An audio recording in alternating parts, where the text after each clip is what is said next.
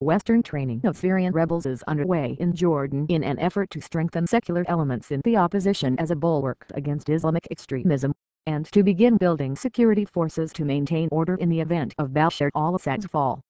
Jordanian security sources say the training effort is led by the U.S., but involves British and French instructors. The UK Ministry of Defence denied any British soldiers were providing direct military training to the rebels, though a small number of personnel, including special forces teams, have been in the country training the Jordanian military. But The Guardian has been told that UK intelligence teams are giving the rebels logistical and other advice in some form. British officials have made it clear that they believe new EU rules have now given the UK the green light to start providing military training for rebel fighters with the aim of containing the spread of chaos and extremism in areas outside the Syrian regime's control.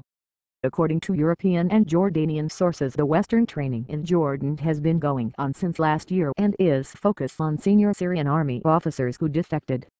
As is normal, before any major decision is taken on this issue, the preparations are made so that when that decision is taken, everything is in place for it to go smoothly. That is what these groups' special forces do.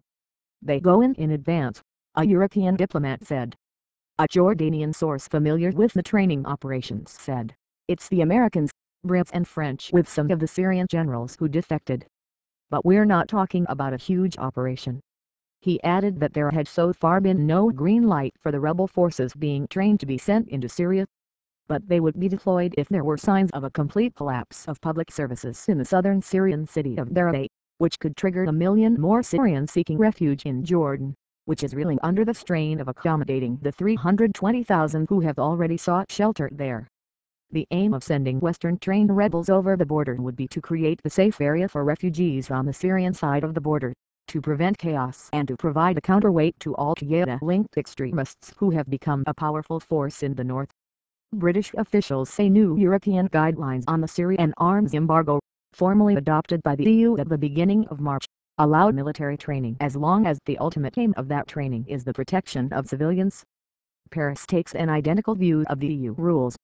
Officials in Brussels say the language of the guidelines is less than clear-cut. "It's deliberately hazy," said one. "When it comes to technical assistance, what it means in practice depends on who you ask. The Brits and the French, for example, are much more forward-leaning than others. The principle is that the assistance should be for the protection of civilians, but as we saw in Libya, that can be interpreted in different ways." British officials argue that training of Syrian forces to fill the security vacuum as the Assad regime collapses would be help safeguard civilian lives. William Hague, the foreign minister, outlined the goals of such training on Wednesday. Such technical assistance can include assistance, advice and training on how to maintain security in areas no longer controlled by the regime, on coordination between civilian and military councils, on how to protect civilians and minimize the risks to them, and how to maintain security during a transition, he told Parliament. "We will now provide such assistance, advice and training." The Foreign Office spokesman said, "It's not the sort of thing we are going into too much detail on right now. We are big on the transition picture, because at some point Assad is going to fall, and the opposition are going to need help to provide governance in areas they control, and that of course includes security.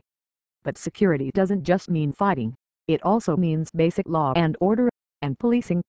The Pentagon said last October that a small group of U.S. Special Forces and military planners had been to Jordan during the summer to help the country prepare for the possibility of Syrian use of chemical weapons and train selected rebel fighters. That planning cell, which was housed at the King Abdullah II Special Operations Training Center in the north of the capital, Amman, has since been expanded to coordinate a more ambitious training program.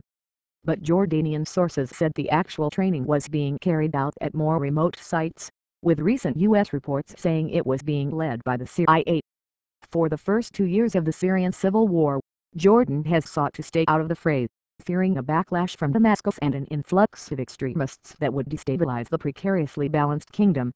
"What has happened of late is that there has been a tactical shift," said Julian Barnes-Dacey, a Middle East expert at the European Council on Foreign Relations think tank.